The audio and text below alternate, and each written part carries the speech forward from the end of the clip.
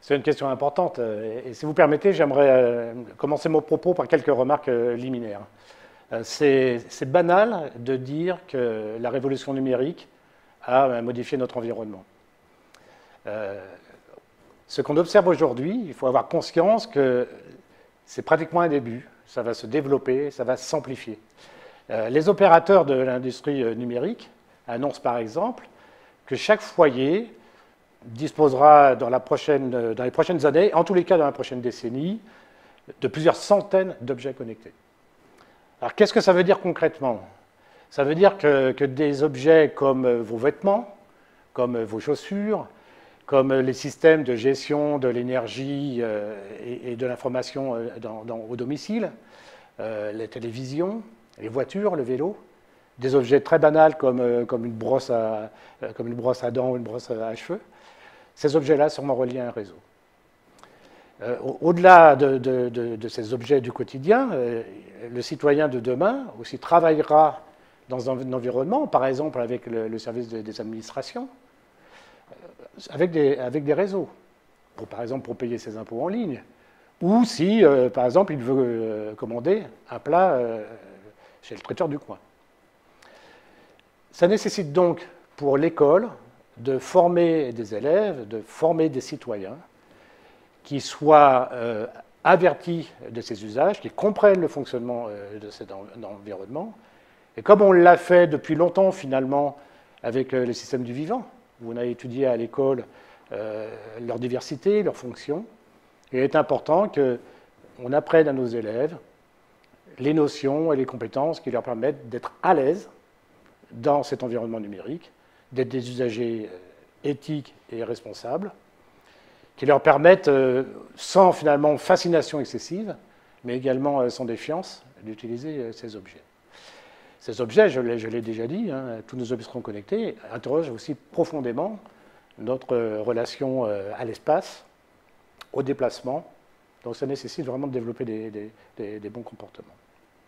Donc, au-delà du développement de l'usage, de l'usager, il y a également intérêt à travailler sur la programmation des systèmes, à travailler sur cet environnement numérique, sur ces technologies, parce que ça permet de développer aussi des compétences qui sont transversales au collège. Par exemple, lorsqu'on demande à un enfant, faisant travailler sur un petit projet, de créer un petit programme pour modifier le comportement ou les performances d'un objet, ça lui demande d'être imaginatif, d'être créatif. Ça lui demande également de respecter un langage, de respecter la syntaxe. Ça lui demande également de développer une pensée logique, une pensée structurée. Et donc, clairement, de travailler sur ces technologies, sur ces techniques, ça permet auprès de nos élèves de pratiquer des démarches et des méthodes scientifiques et technologiques, d'acquérir des outils et des méthodes. Ça permet de pratiquer des langages. Voilà. Ça permet également de développer un comportement éthique et responsable. Une fois que l'on a travaillé sur cet aspect un peu culturel du collège, au-delà de ça, il y a aussi l'ambition dans cet enseignement de susciter l'intérêt des élèves. Pourquoi? Parce que ce champ des technologies du numérique offre des possibilités en termes de carrière et de métiers très intéressantes pour des jeunes gens, mais aussi dont le pays a besoin. C'est-à-dire que demain, nous aurons besoin, et aujourd'hui même d'ailleurs, de personnes qui sont des développeurs, des programmeurs, de personnes qui sont en capacité de maintenir les réseaux. Et donc l'idée aussi, c'est de familiariser les jeunes dans cet environnement numérique, de susciter l'intérêt pour créer des projets d'orientation vers ces métiers dont notre économie a besoin. Voilà en quelques mots, c'est évidemment forcément un peu rapide, pourquoi il est important de commencer cet apprentissage très tôt à l'école.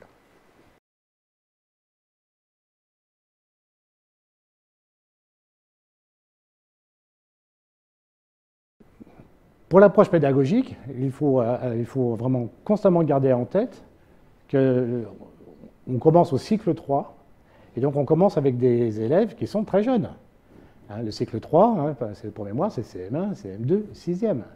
Donc on est sur des enfants qui ont moins de 10 ans. Donc il ne s'agit pas d'entrer dans ce nouvel enseignement, qui est aussi un nouvel enseignement pour les professeurs des écoles, avec une approche austère qui soit une approche industrielle. Donc il faut travailler avec les outils dont disposent les enfants à cette époque de leur apprentissage. Donc du point de vue pédagogique, l'entrée est l'entrée évidemment de l'activité des élèves, dans des activités qui au départ seront souhaitées, assez ludiques, sur des objets, qui sont dans l'environnement des élèves et qui leur parlent beaucoup. Et donc cette activité, ça peut être des mini-projets, par exemple, ou des expérimentations pour découvrir progressivement les notions d'algorithmie. Et ça aussi s'appuie sur le travail en équipe, parce que ce qu'il faut souligner, c'est que concevoir des systèmes, puisqu'on se met dans le long terme, c'est toujours travailler en équipe. Et donc, la pédagogie à privilégier est une pédagogie qui est familière aux professeurs des écoles et aux professeurs de collège. C'est une démarche d'investigation qui s'appuie sur l'activité des élèves. On pose des hypothèses, on donne un problème à résoudre. Les élèves, par l'expérimentation, se mettent en marche à plusieurs pour résoudre ce problème. Plus particulièrement en technologie, notre préoccupation, c'est de répondre à un besoin des personnes. Et donc, nous conseillons aux professeurs des écoles et ensuite aux professeurs des collèges de bien définir ce que l'on veut faire avec un objet programmable en termes de besoins et puis en termes de performance.